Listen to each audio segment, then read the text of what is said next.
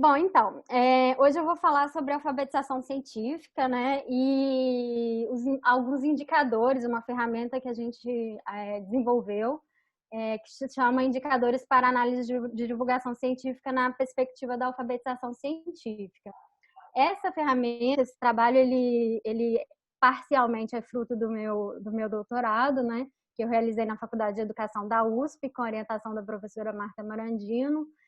O nosso grupo de estudos lá tem financiamento da FAPESP, mas hoje em dia eu sou, né, na verdade, desde o doutorado, desde 2014, eu sou divulgadora científica da Fundação CCIERJ.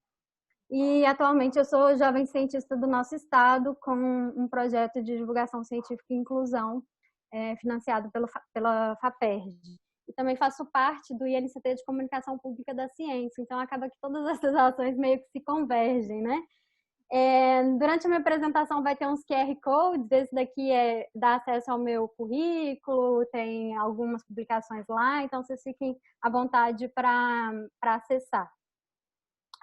Bom, para a gente começar, só me lembra quanto tempo eu tenho, por favor, Rogério? 30 minutos? Não, você pode falar 1 hora, tem até 20 1 hora? horas. Pode, fica à vontade. Poxa, deu corda para quem gosta de falar, hein? Eu tinha falado com ela 40 minutos, porque eu já sabia, né? Tá certo, eu vou falando e aí quando vocês acharem que tá próximo aí, vocês me avisam, tá? Até para não ficar chato também. A gente avisa. Tá bom. Bom, então quando a gente fala sobre alfabetização científica, é importante primeiro a gente definir o que a gente está querendo falar, né, com esse termo. E aí eu vou só minimizar minha tela que acho que fica melhor. E aí eu trouxe aqui alguns referenciais teóricos que a gente estuda no nosso grupo. Um deles é o Losch. Ele fez um estudo de revisão bibliográfica, né, do conceito de scientific literacy, que é o termo em inglês para alfabetização científica. E nesse estudo ele fala que a alfabetização científica é uma expressão amplamente difundida no âmbito do ensino e da comunicação pública da ciência, e que ela serve como referência em ações e práticas de divulgação científica, também como orientações de políticas públicas e institucionais e referencial teórico de pesquisas acadêmicas.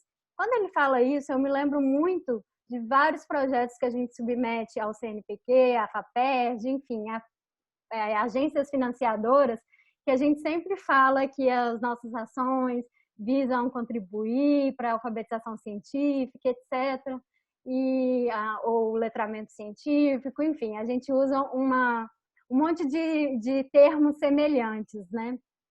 E então, a alfabetização científica ela é muito usada também no âmbito das políticas públicas. Mas uma coisa que sempre me inquietou é que a gente coloca o termo alfabetização científica, mas até que ponto, de fato, a gente está incluindo nas nossas ações ou avaliando nossas ações com essa perspectiva. Ou seja, qual que é o potencial das nossas ações de divulgação científica para promover a alfabetização científica? Então, foi nesse sentido que a gente começou a trabalhar, né, a refletir sobre o que significa alfabetização científica no contexto das ações de ensino não formal de ciências ou no contexto de ações de divulgação científica. E esse mesmo autor, ele fala que, né, já lá nos anos 2000, que parece que é recente, mas já temos aí 2 décadas, que esse termo se tornou um slogan educacional, internacionalmente reconhecido, uma palavra da moda, um bordão e um objetivo educacional contemporâneo. Opa, não passa pela seta, tem que passar pelo mouse. Mas, como eu estava dizendo, esse termo ele tem diferentes interpretações, o que gera, muitas vezes, tensões, discussões sobre o significado do termo, né? E por ter tantas pessoas envolvidas com a utilização e aplicação desse conceito, ou desse termo, tipo educadores em ciências, cientistas sociais, pesquisadores de opinião pública, sociólogos da ciência, profissionais envolvidos com a educação formal e não formal e com a divulgação científica, jornalistas, equipes de museus e centros de ciências, essas interpretações são múltiplas, né? E fatores que influenciam aí o seu significado são a existência de diferentes concepções, né, por exemplo, para o termo alfabetização. Então, como o termo literacy é traduzido principalmente para a língua portuguesa, já gera uma tensão, porque o termo literacy ele pode ser traduzido como letramento, como alfabetização. No campo da linguagem, né, dos estudos linguísticos, a gente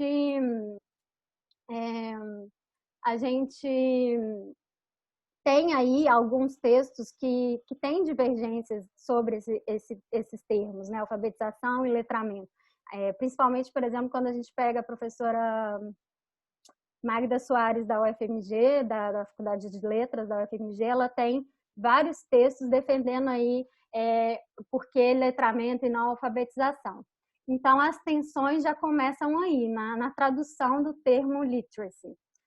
E também a tensão entre os grupos sociais, porque cada grupo social, ele certamente vai traduzir e usar o termo de acordo com seus interesses e com o propósito que deseja argumentar e com os propósitos de educação e da visão de público que ele tem.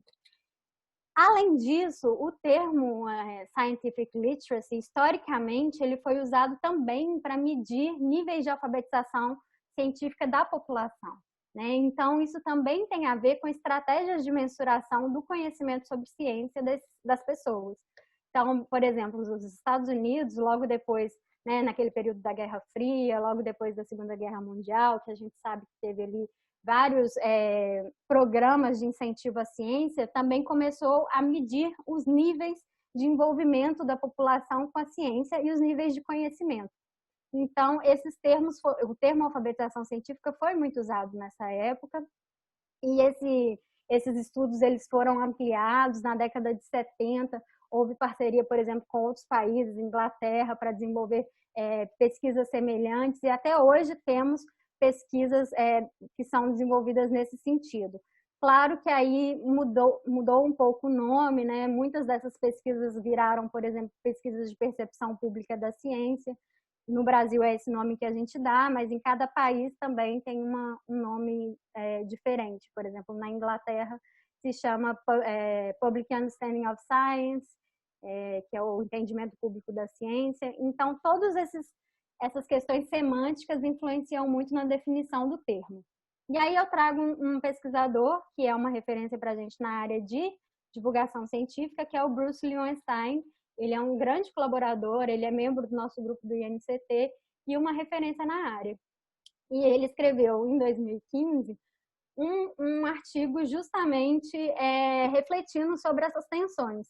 E uma coisa que ele deixa bem claro é que qualquer tentativa de demarcar definitivamente o escopo da alfabetização científica estará sujeita a diferentes estruturas conceituais, né? Os futuros pesquisadores terão que escolher significados particulares da alfabetização científica ou abandonar completamente o rótulo. Então, ele deixa claro aí que a gente, toda vez que for trabalhar com alfabetização científica, a gente tem que falar o que a gente está entendendo como isso. Porque eu acredito que, como várias áreas da ciência, também na divulgação científica, muitas vezes a gente tem vários nomes para tratar de uma coisa só. Então, é importante a gente definir o que a gente está chamando de alfabetização científica, né? No caso do Brasil, a gente tem uma diversidade de literatura já publicada, tanto na educação formal quanto na educação não formal, com termos, né, de alfabetização científica. Então, aí vocês têm 3 pesquisadores, Cibele Caselli, o Lorenzetti e a professora... gente, meu Deus, me deu um branco o nome dela. A Lúcia Saceron, que trabalham na USP, então são vários pesquisadores que já vêm aí e também tem algumas referências aí em cima trabalhando com o termo alfabetização científica. Então, para desenvolver essa ferramenta, o que a gente está chamando de alfabetização científica? No Brasil, a gente tem apoiado na literatura da Lúcia Saceron e da Ana Maria Pessoa de Carvalho, que é um grupo lá da USP também, parceiro da professora Marta Marandino, só que eles trabalham com alfabetização científica na educação formal, né? E elas fizeram também um artigo de revisão sobre alfabetização científica, e uma das coisas que elas colocam é exatamente essa pluralidade semântica, né, fruto das traduções e das interseções com pesquisas de outros campos, como o da linguagem, que eu acabei de falar. Então, por exemplo, esses autores aí, que são vários, né, Jassot, o próprio Lorenzetti, a Ciceron, eles utilizam muito o termo alfabetização científica. Outros, como Santos, professor Mortman da UFMG, já usa letramento científico. Outros usam enculturação científica. Então, os termos eles vão variando de acordo com o que a gente quer defender, né?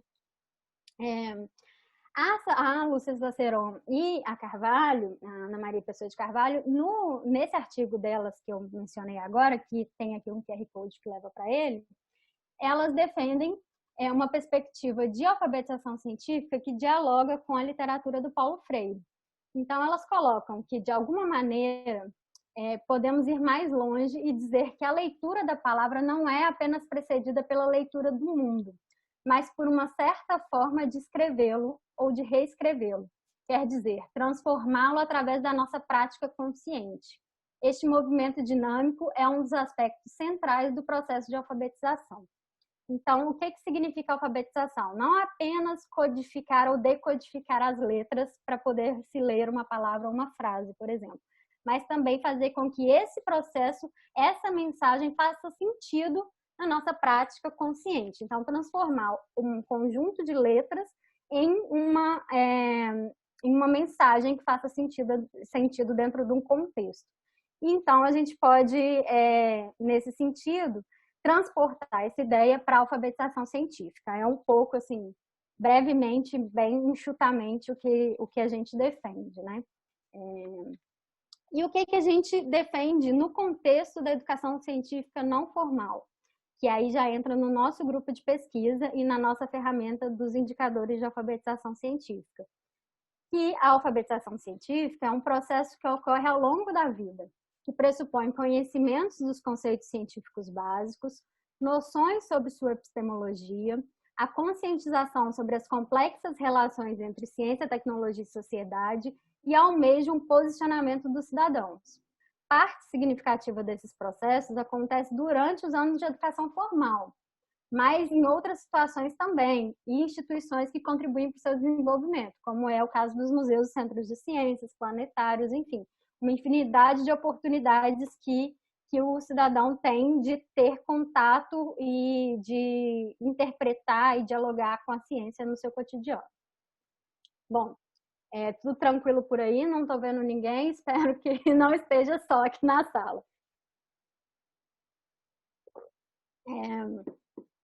E quais são, então, as contribuições do nosso grupo, né, que é o GENF, que é o Grupo de Estudos e Pesquisa em Educação Não Formal e Divulgação em Ciência, da USP, coordenada pela professora Marta Marandino. Como é que a gente tem tentado contribuir para essa definição do termo de alfabetização científica, que já é tão trabalhado? Então, a gente tem tentado articular os autores tradicionais que já discutem o termo na educação formal com a literatura na divulgação científica e na comunicação pública da ciência e os espaços não formais de educação. A gente tem tentado incorporar a compreensão da alfabetização científica aspectos como natureza da ciência, seus processos, as implicações históricas, políticas, sociais, econômicas e referências com enfoque CTSA, que é Ciência, Tecnologia, Sociedade e Ambiente. Além disso, a gente também tem tentado enfatizar aspectos de participação na discussão da alfabetização científica, porque o sujeito ele não é passivo, né? O sujeito é o tempo todo ativo e não neutro. Então, a participação já começa a partir do momento que o sujeito tem contato com determinado conteúdo, né?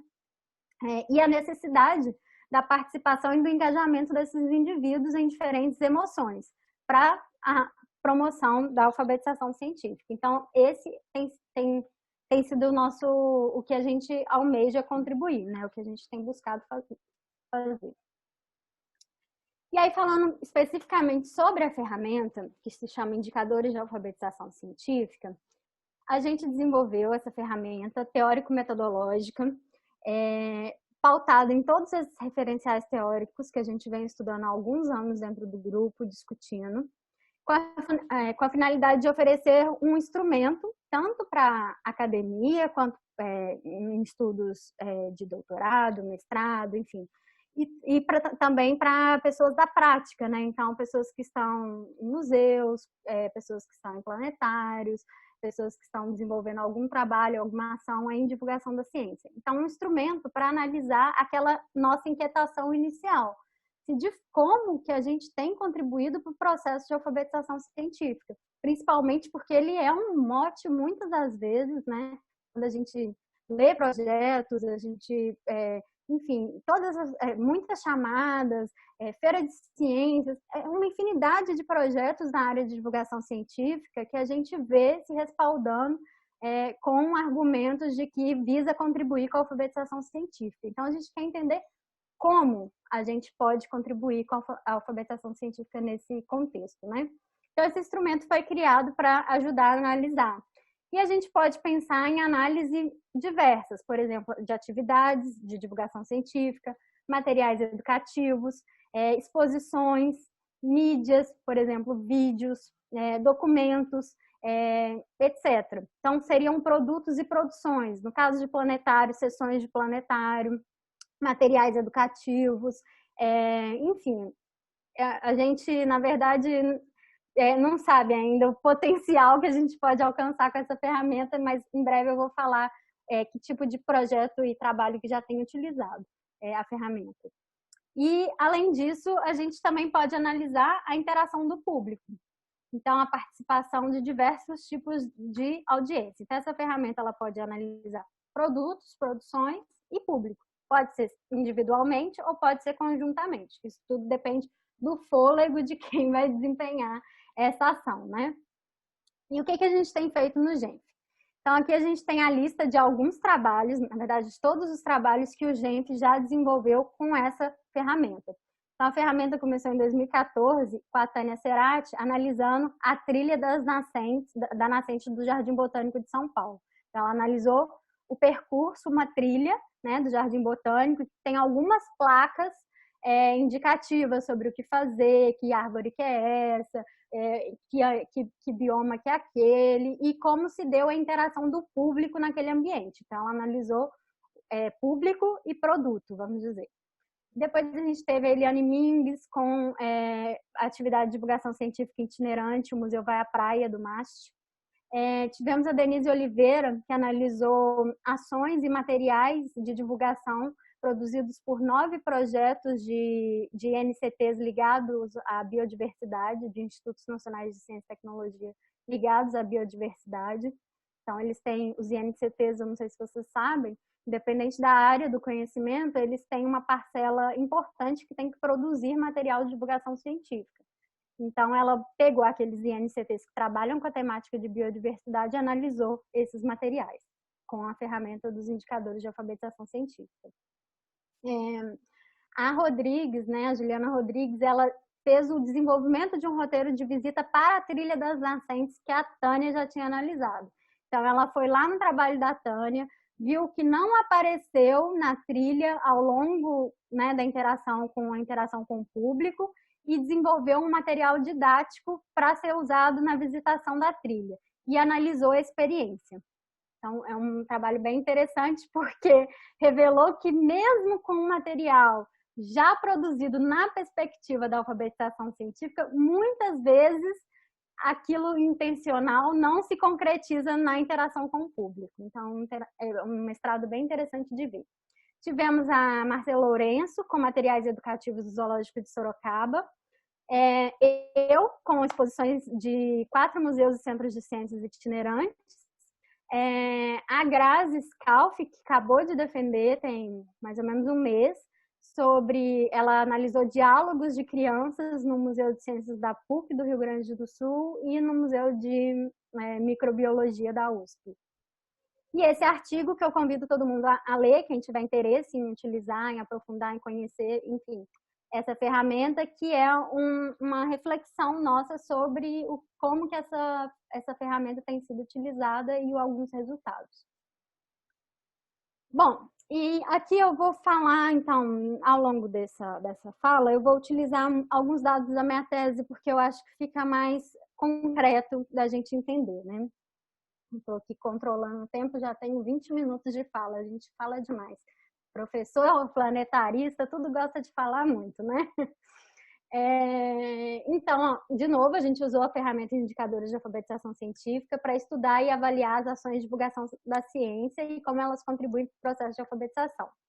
A minha tese foi focada em 4 museus de ciências itinerantes do Brasil. Então, foi o projeto Museu Itinerante do Rio Grande do Sul, do Museu de Ciências da PUC, a Caravana da Ciência, da Fundação CCERJ, que eu fui coordenadora por 5 anos, o Museu Itinerante.fmg e o Ciência Móvel da Fiocruz. Todas essas ações têm planetário, mas foi uma escolha metodológica não analisar as sessões de planetário e focar somente nas exposições.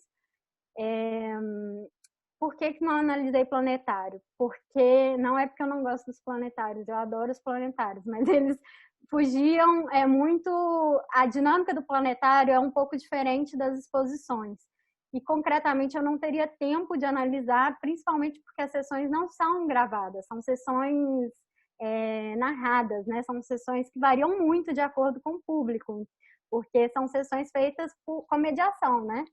Vocês sabem mais do que eu, que dependendo do público, a gente vai adaptando os discursos. Então, seria muito difícil eu analisar, ainda mais que era uma exposição itinerante. E eu analisei só do ponto de vista da instituição, o que a instituição oferece, ou seja, o que eu tenho ali concretamente como exposição. Então, o texto, o design das exposições, etc. Eu não analisei a interação com o público. Então, por isso, eu destaco aqui uma palavra que é potencial. O que aquele museu oferece, o que aquela exposição oferece, que tenha potencial de explorar diferentes âmbitos da alfabetização científica. A gente sabe que quando a gente vai para o público, né, muita coisa pode acontecer. Então, muitos desses indicadores que a gente identificou, pode ser que eles não sejam expressos quando o público interaja, ou indicadores que a gente não identificou sejam expressos quando tem a interação do público. Então, por isso que a gente usa muito a palavra potencial, porque a gente analisou do ponto de vista institucional, o que concretamente a instituição está oferecendo. Agora, outra história é quando tem interação com o público. Com relação à metodologia, como é que acontece a coleta de dados para essas análises, né? Então, muitas vezes a gente realiza pesquisa bibliográfica e documental. Então, por exemplo, se a gente quer saber a intenção da instituição, por que uma coisa aparece e outra não. Então, muitas vezes a gente faz pesquisa bibliográfica e documental, por exemplo, como foi a construção de determinado objeto, a concepção de determinada exposição. A gente faz observação e registro fotográfico e audiovisual, então, circular pela exposição, fotografar, entender como ela funciona. No caso, por exemplo, de planetários, eu gravaria uma sessão de planetário e codificaria, né, seja em vídeo ou fazer transcrição do texto em si. Depois, se vocês quiserem, eu posso falar no final algumas ferramentas que a gente tem usado para codificar vídeo. Entrevistas com visitantes, eu não realizei isso, porque, de novo, eu não trabalhei com visitantes, eu só trabalhei com o que tem na exposição em si. Então, aqui eu estou falando de métodos gerais que a gente tem usado no nosso grupo, não especificamente na minha tese. Registro das visitas, desenvolvimento e aplicação de roteiro de visita, né? E aí, o que a gente precisa, então, para começar a analisar? De uma descrição da exposição, né, dos módulos expositivos ou das visitas, dos diálogos, dos documentos, para criar, então, unidades de análise. Depois a gente faz a triangulação dos dados e a análise em si. Só para voltar um pouquinho na história dos indicadores, para vocês verem que esses indicadores assim não foram criados do nada e já tem um tempo que a gente tem trabalhado tentando aperfeiçoá-los. Mas, como qualquer ferramenta de análise, existem limitações, né? Então, é importante a gente também ter isso em mente, porque quando a gente vai estudar, principalmente indicadores, transformar o que é qualitativo, o que é subjetivo em números, que são indicadores, muitas vezes a gente pode ter algumas limitações. Então, é sempre importante a gente estar refletindo sobre isso. Mas essa ferramenta ela foi, então, desenvolvida inicialmente pela Tânia Cerati, em 2014, e ela aplicou na tese de doutorado. Depois, essa mesma ferramenta foi aplicada em 3 outros trabalhos, né? Da Liane Mingues, que eu já tinha falado, no MASH, a Rodrigues, que foi o desenvolvimento do roteiro da visita, e uma pessoa da Colômbia, a Mosquera, Juliana Mosquera, que aplicou no parque, numa exposição do Parque Explorer. Depois, essa ferramenta ela teve uma segunda versão, que foi fruto de uma releitura colaborativa do GENF. Então, eu já estava nesse momento e já estava usando a ferramenta para a minha tese. E o que a gente tentou fazer? A gente tentou adicionar referenciais teóricos, então, lembrando lá do que a gente tem tentado fazer, visando a participação e engajamento público, valorizando o diálogo e o protagonismo do público e destacando a concepção da alfabetização científica associada à abordagem de ciência, tecnologia e sociedade. Além disso, a gente também buscou trazer referências de apropriação social da ciência, que são referências, a apropriação social da ciência é um termo muito usado na Colômbia, então esses autores são autores colombianos, e do ensino das dimensões econômicas e políticas da ciência. Além disso, a gente também tentou trazer concepções que valorizam, de novo, a participação da sociedade na tomada de decisões sobre assuntos de ciência e tecnologia e que envolvem temáticas controversas e contemporâneas em torno da ciência, tecnologia e inovação.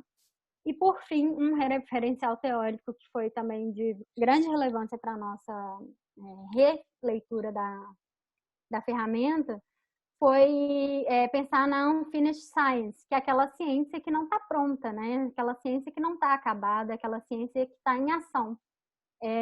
E a gente tem visto isso muito atualmente quando a gente pensa no coronavírus, uma ciência que é divulgada, mas uma ciência que não se existe ainda um consenso, ainda não se existe, ainda não tem um resultado. Então, cada vez mais trazer a percepção e a reflexão sobre a ciência em constante movimento, né, o que se chama de unfinished science, é de grande relevância para ações de divulgação científica. E pensar que as ações de divulgação científica são plataformas para a cidadania científica. Então, tudo isso nos ajudou a ter um novo formato, que foi a terceira versão da ferramenta. E aí, a terceira versão, além de incorporar essas discussões, a gente buscou refinar e aprimorar sua aplicabilidade, aferir a intensidade de cada atributo, eu vou explicar um pouco mais para frente, igualar a quantidade de atributos por indicadores, porque uma ferramenta, a gente entende, né? Principalmente de indicador, ela precisa ser aplicável e mensurável. Então, a gente fez essas mudanças no sentido de tentar minimizar as incoerências e algumas redundâncias que poderia comprometer o uso da ferramenta. E, além disso, a gente buscou criar uma escala. Essa escala, especificamente, foi aplicada no meu doutorado. Foi uma ferramenta que eu desenvolvi justamente para tentar minimizar a subjetividade de que alguns indicadores poderiam ter e aprofundar a análise de cada atributo. E essa é a carinha da ferramenta de indicadores de alfabetização científica. Bom, então vamos lá. Cada cor dessa a gente chama de indicador. Então, a gente tem um indicador científico, um indicador interface social, o institucional e o de interação. E cada um dos indicadores tem atributos. Então, o que aconteceu ao longo do desenvolvimento da ferramenta é que antes a gente tinha números diferentes de atributos para cada indicador. E isso dificultava muito a comparabilidade dos atributos. Então, o que a gente fez foi deixar a ferramenta estudar uma forma que ela tivesse o mesmo número de atributos para cada indicador. E aí ficou assim, né? Cada indicador com 3 atributos. Então, eu vou ler para vocês.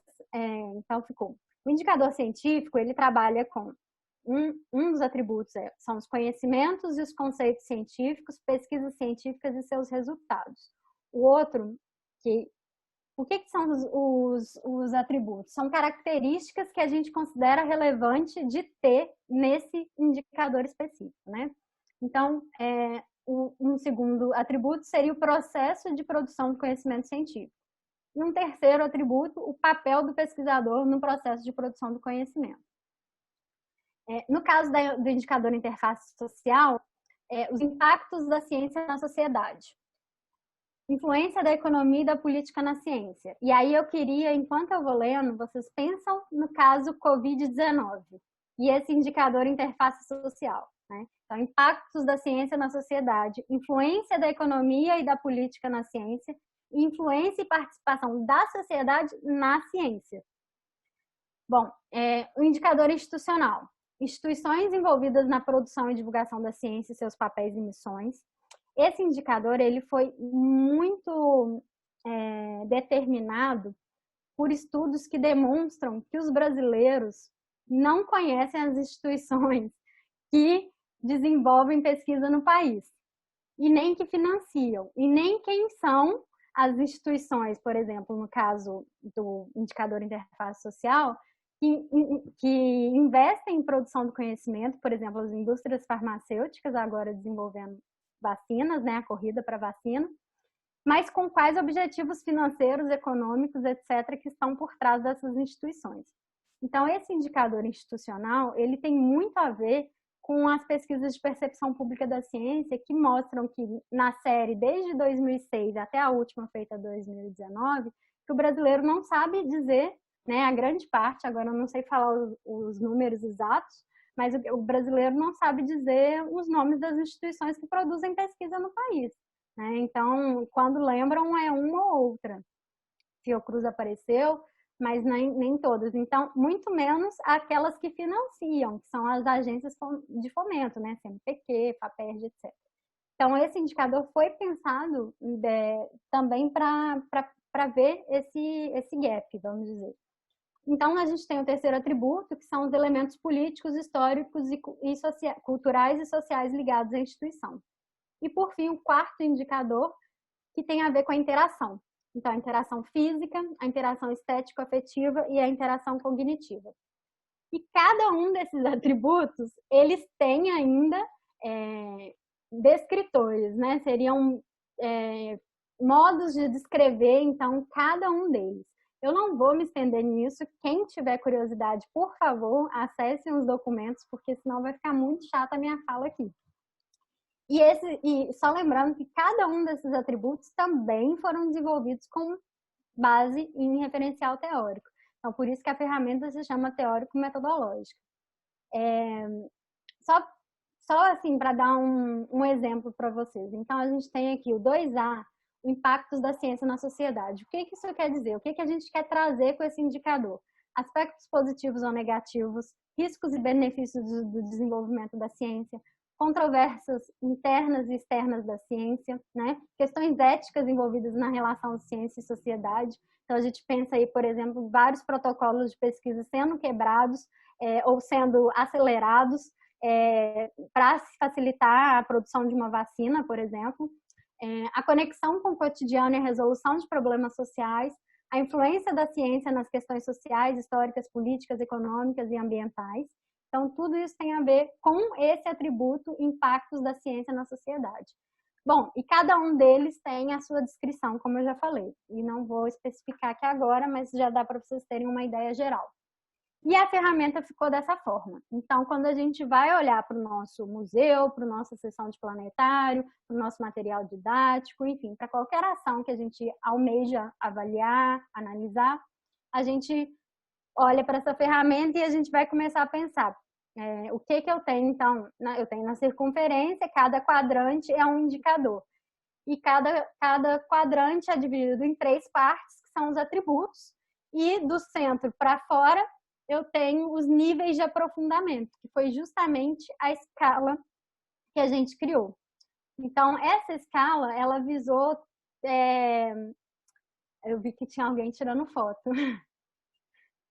Desculpa, eu passei, mas depois na minha tese tem esse infográfico. Você pode, só Eu posso interrompendo, Jéssica, disponibilizar depois. Sim. interrompendo, você pode depois, aí tem uma riqueza de informações muito grande, você pode depois deixar um PDF, né? A gente Sem pode dúvida. compartilhar com o pessoal.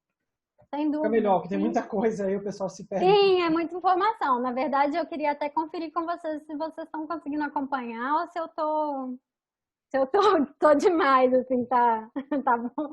Então tá, se tiver complicando, embolando, fala para eu dar um pause para a gente conversar.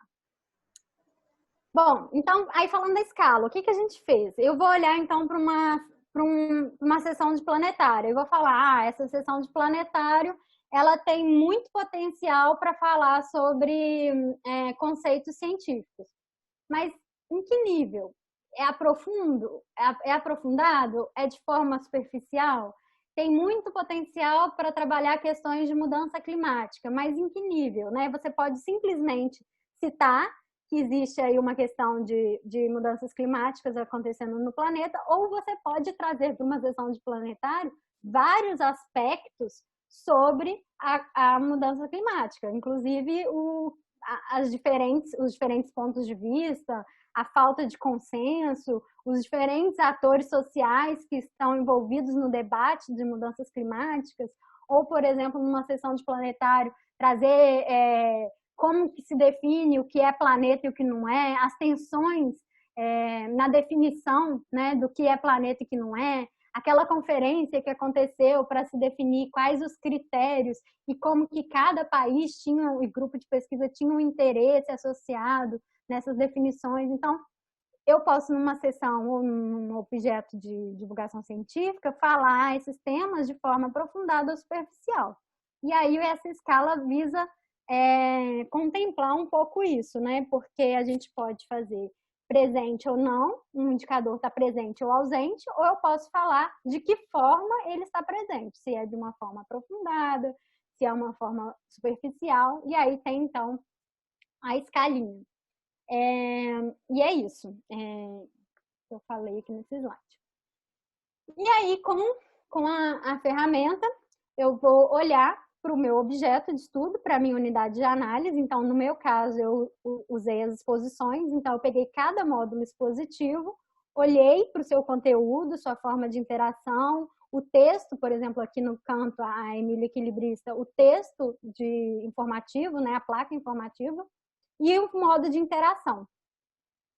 E a partir da descrição dessa exposição, a gente foi dando pontuações para cada uma desses atributos.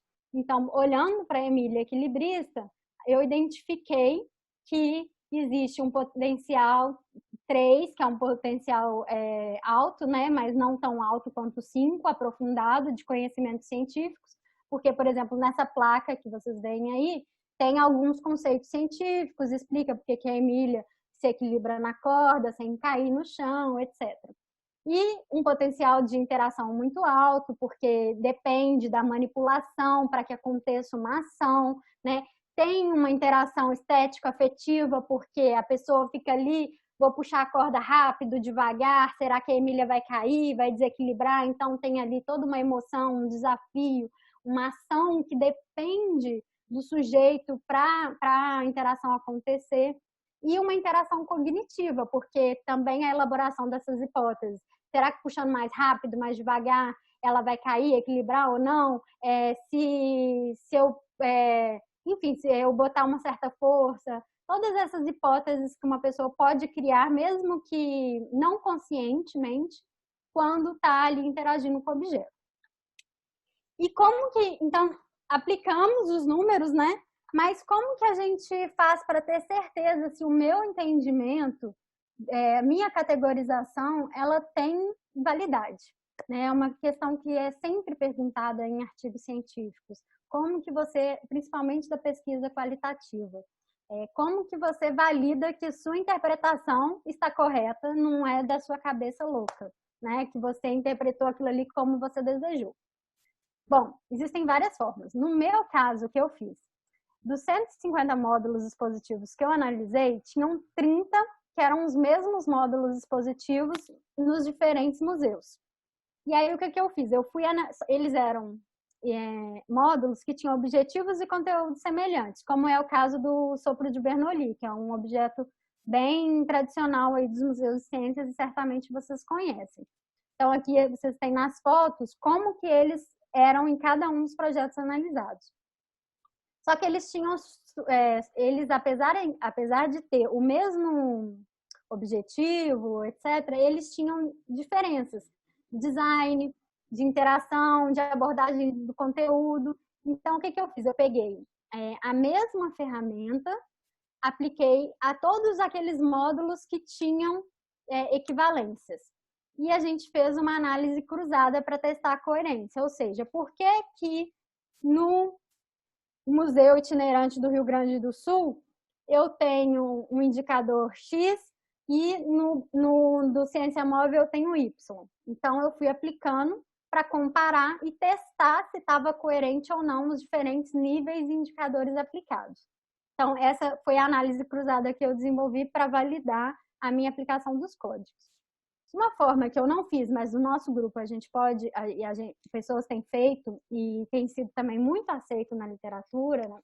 É a codificação às cegas. Então, você escolhe uma porcentagem das suas unidades de análise e aplica, né, duas pessoas distintas que conhecem a ferramenta, aplicam a codificação e depois cruzam. Geralmente, se dá um percentual de 80%, mais ou menos, aí tem que pegar a literatura na área de estudo de ciências sociais, se dá mais ou menos uma análise, uma compatibilidade de 80%, 85%, geralmente se roda isso no Excel, com capa, enfim.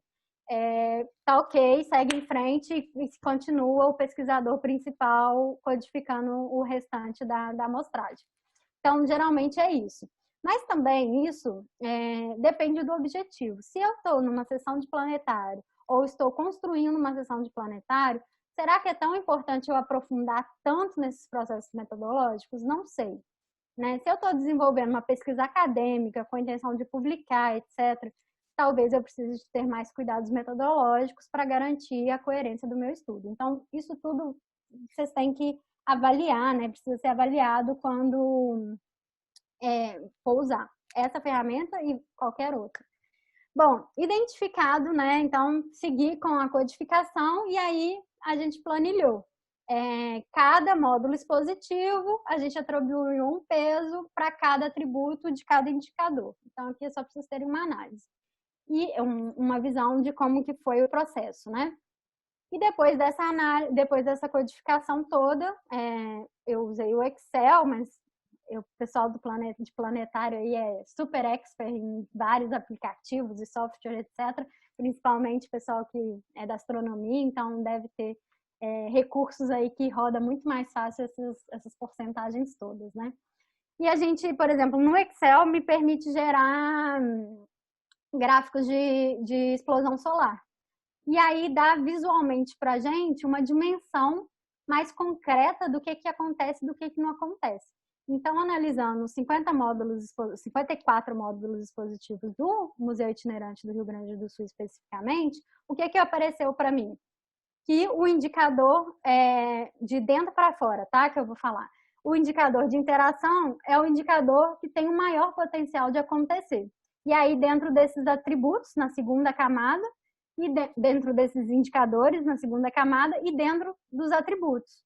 Então, por exemplo, eu tenho na interação estético-afetiva, que é o 4B, um potencial baixo de acontecer, que é o 1, e um potencial alto-baixo, né, que seria o 3, também de acontecer. Então, ali a gente tem proporcionalmente nesse gráfico de explosão solar o que acontece. A gente também pode ver que tem um grande potencial, mas não tão grande quanto o indicador de interação, o indicador científico, e a gente também vê o que não acontece, que é o indicador institucional e o indicador de interação social, né? Então, a partir disso, a gente vai gerando aí as nossas informações e tentando uma maneira de colocar isso de uma forma mais palatável, né? E aí, de novo, aqui eu destaco o que não acontece. Por exemplo, no Promosite, a gente entendeu que não acontece o indicador institucional e o indicador de interface social. E, então, na minha tese, né, depois de fazer isso para todos os módulos expositivos, a gente chegou a algumas tendências. A gente entendeu, então, que as exposições têm um potencial para a promoção de interação física e estético-afetiva de forma aprofundada, principalmente porque as exposições têm muita interação, e uma interação cognitiva de forma superficial. Eles têm um potencial para a promoção de conteúdos científicos de forma superficial, e quando são abordados, né, de forma aprofundada, eles não ampliam a discussão para pesquisa científica, seus resultados e processos. São geralmente conteúdos prontos, dados, como se a ciência, né, todos aqueles conceitos fossem uma caixinha de surpresa e fosse uma descoberta e não um processo científico. E aí eles também não abordam, muitas vezes, aspectos sobre os cientistas que desenvolveram esses conceitos, enfim. E a outra tendência que a gente viu é o pouco potencial para os indicadores de interface social e os indicadores institucionais. E quando eles acontecem, também acontecem de forma superficial. Então, por exemplo, só para ficar um pouco mais claro, quando a gente analisou, por exemplo, a interação cognitiva, a gente viu que a interação cognitiva pela triangulação dos dados, ou seja, pelo acesso às entrevistas com os coordenadores e nos documentos, a gente viu que a interação cognitiva ela está presente nas intenções das instituições, né? E que muitas vezes está expresso nas suas exposições, porém de forma superficial. E de forma aprofundada, nem sempre acontece. E também tem uma ocorrência variada em cada um dos museus. E aí existem fatores que podem ter influenciado esse resultado. Por exemplo, a ausência de insumos informativos e o formato da apresentação. Por exemplo, muitos museus apresentam ali o objeto, você manipula, mas não se tem uma informação sobre o que acontece ali naquele objeto. Depende, por exemplo, de um ator externo, que seria um mediador, por exemplo, ou do próprio professor, que acompanha uma turma escolar, ou sabe-se lá de quê, para você ter uma aproximação daquele conteúdo, né? Outro fator que pode contribuir para interferir, por exemplo, na interação cognitiva é a conjugação dos outros atributos, por exemplo, interação física e interação estética afetiva. E aí eu trago aqui como exemplo o Girotech, que também é um aparato muito utilizado em centros de ciências, tem um potencial de interação física altíssimo, porque a pessoa precisa entrar para interagir, né? Interação estética afetiva altíssima, porque ele gera uma emoção, gera uma surpresa, gera ansiedade, gera medo, gera uma infinidade. Mas qual é ali o potencial de divulgação da ciência e de alfabetização científica que aquele objeto traz? Então, muitas vezes, a conjunção, né, de diversos atributos, eles impactam na aparição de outros, que é o caso do Girotech. E aí a gente tem o trabalho do professor Bernardo Jefferson, lá da UFMG, que fala muito sobre o risco do reducionismo experimentalista. Ou seja, há um fetiche nos museus de ciências pela interatividade, né? E de ser um equipamento de entretenimento. Então, voltando à nossa questão inicial, como que a gente tem contribuído para essa alfabetização científica? E aí, só para voltar no indicador científico, por exemplo, a gente vê que também está presente nas instituições, na intenção das instituições, e que ela acontece de forma variada nos museus. E, por exemplo, a questão dos conhecimentos e conceitos científicos, eles dependem muito da presença de insumos informativos, da apresentação e explicação dos termos, conceitos, e potencializa a divulgação científica dos conteúdos. Então, quando a gente tem placas informativas, vídeos, mídias diversas, existe aí um maior potencial de você comunicar o que de fato você está querendo com aquele objeto. Bom, sobre o processo de produção do conhecimento científico e o papel do pesquisador, eles apareceram muito pouco na análise e a gente tem visto isso em outras análises, né? Então, só para mostrar um exemplo de como que isso ocorreu ou pode ocorrer, A gente tem, por exemplo, na exposição do Ciência Móvel, um módulo que chama Nas Pegadas de Darwin. E nesse painel ele fala da vida de Darwin, de Wallace, seus desenvolvimentos com a teoria da evolução e com a origem da espécie. Então ele aborda ali o caráter evolutivo, histórico da ciência, referências a métodos e procedimentos da ciência. Então eles falam um pouco sobre a troca de cartas, sobre como que o conhecimento de um e outro foi contribuindo para a conjuntura toda da origem das espécies, né? Discussões sobre o método científico, produção conjunta e troca entre pares, influência das relações sociais. Então, como que isso tudo pode aparecer numa exposição de ciência. E também, na sala dos biomas, por exemplo, a gente tem um vídeo sobre a Antártica, que fala claramente sobre uma pesquisa da UFMG que trabalha com arqueologia antártica. Então, ali mostra os pesquisadores em campo, coletando material, né? Fala do processo do conhecimento científico, faz referência ao nome dos pesquisadores, às agências financiadoras, quem está desenvolvendo isso, com quais objetivos, né? Como que a pesquisa é feita em grupo, então mostra ali um trabalho coletivo de campo, como que as pessoas também são seres humanos, os cientistas que estão lá trabalhando, então eles sentem frio, passam dificuldades com o vento, cozinham sua própria comida, então também busca vencer assim, um pouco daquele estereótipo do cientista de jaleco branco trabalhando no laboratório, o homem branco e hétero, né? E também falando do processo histórico, muito pouco aparece, por exemplo, aparece em alguns casos superficialmente, como no pêndulo de Newton, que fala de Newton, mas só cita o nome dele, não cita muita coisa especificamente. Sobre a interface social também aparece muito pouco, então na sala dos biomas fala um pouco sobre a conscientização e a preservação ambiental.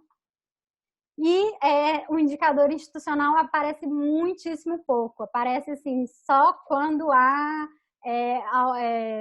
marcas nos ambientes, marcas nos aparatos, não citam quais são as instituições que desenvolveram aquele conhecimento, suas pesquisas, sua missão, nada disso é muito pouco abordado. E a gente tem visto, por que eu detalhei tanto esses exemplos? Porque essa é uma tendência que a gente tem visto nas nossas ações. E aí eu estou falando aqui não só como pesquisadora, mas também como uma profissional de divulgação científica. Porque muitas vezes a gente é cobrado para desenvolver conteúdo, né? Então a gente tem que pensar como que as nossas ações podem contribuir para desenvolver outros conhecimentos que não só aqueles específicos de conceitos científicos. E a gente tem visto, através desses vários estudos, que essas tendências se repetem, né? Então, o nosso artigo, ele discute exatamente isso, como que esses 7 estudos que a gente já desenvolveu trazem os mesmos resultados. Não os mesmos, mas resultados muito parecidos, né? Tendências muito parecidas. Seja no desenvolvimento, seja numa trilha ecológica, seja numa exposição, seja em material didático, ou seja, uma diversidade de materiais de divulgação científica, e eles ainda assim repetem mais ou menos as mesmas práticas. Então, é o que a gente tem aí para a gente refletir. Para finalizar, prometo que estou finalizando, me deram 1 hora para falar, algumas reflexões sobre esses indicadores. Então, a gente entende que esses indicadores eles vão se moldando, né? Eles interferem um no outro. Então, se há uma coisa um indicador muito alto num equipamento, talvez em outro indicador ele pode ser mais baixo. Mas a gente também não almeja que uma única exposição, um único material de divulgação científica dê conta de todos esses indicadores, porque aquilo é o universo ideal e nem sempre a gente dá conta, né, numa única coisa de atender todas essas expectativas, vamos dizer.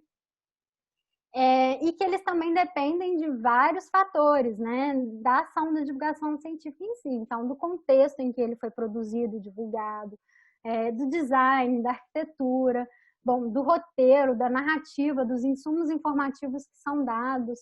o público, né? Quando se trabalha com o público, ele pode os atributos, as dimensões podem se manifestar mais no público adulto, menos no público infantil, mais no público escolar. Isso vai variar de acordo com o tipo de público, se é mediado ou não. Então, se a exposição é mediada, pode ser que apresente o potencial mais alto de divulgação, de alfabetização científica. Pode ser, porque muitas às vezes pode ser que não aconteça também. Então, pensar nisso. No caso dos planetários, como que as sessões mediadas podem potencializar por exemplo, e pode se diferenciar daquelas sessões que são gravadas, né? Então, todos esses atributos e esses indicadores, eles vão se expressar de formas diferentes, com públicos diferentes e contextos diferentes. E aí eu deixo um convite, né, para quem quiser trabalhar com isso, se aprofundar, né, usar essas ferramentas, porque a gente desenvolveu as ferramentas para isso, para ser usada, para ser aplicada. Então, aplicar em sessões de planetários, que foi uma coisa que eu não fiz na minha tese, que eu gostaria muito de fazer, em vídeos de divulgação científica, atividades que dependem de mediação humana, em jogos. Hoje, à tarde, acompanhei uma banca que usou a ferramenta para analisar 3 jogos, foi a do Sid Clay, Lira, e estava ansiosa para ver o resultado, porque as tendências deles são parecidíssimas com a nossa, ou seja, nos jogos também tem se manifestado isso. E algumas reflexões, né? Então, como que a gente está motivando o nosso público a propor reflexões, questionamentos e favorecer a relação dialógica, né? Como que a gente está promovendo os debates e as formas de engajamento com temas de ciência?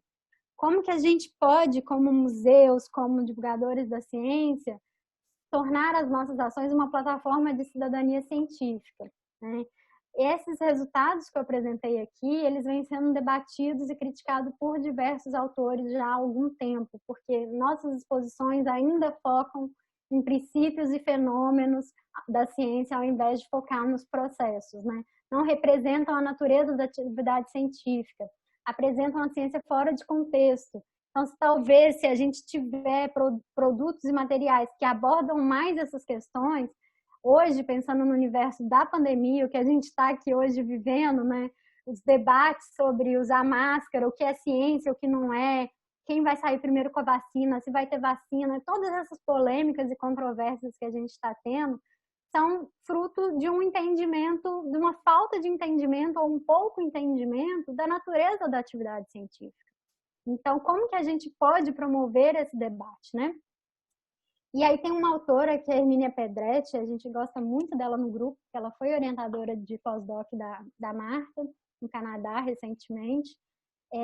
Ela bate ainda na tecla esse referencial de 2002, mas para a gente ainda soa muito contemporâneo, que as exposições têm investido pouco nas exposições críticas, né, que convidam os visitantes a explorar a natureza da ciência e destacar a interdisciplinaridade dos assuntos.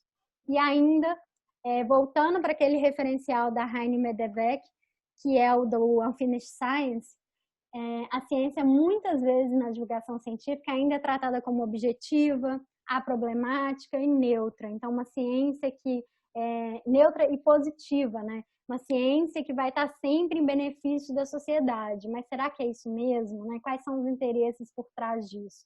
E separam, né, a ciência das questões do mundo real, impactando na aplicação prática e eliminando o debate. Então, pensando nisso tudo, eu convido vocês a refletir em como que essa discussão pode ser transposta para o universo dos planetários. E, por fim, um novo convite que me angustia muito.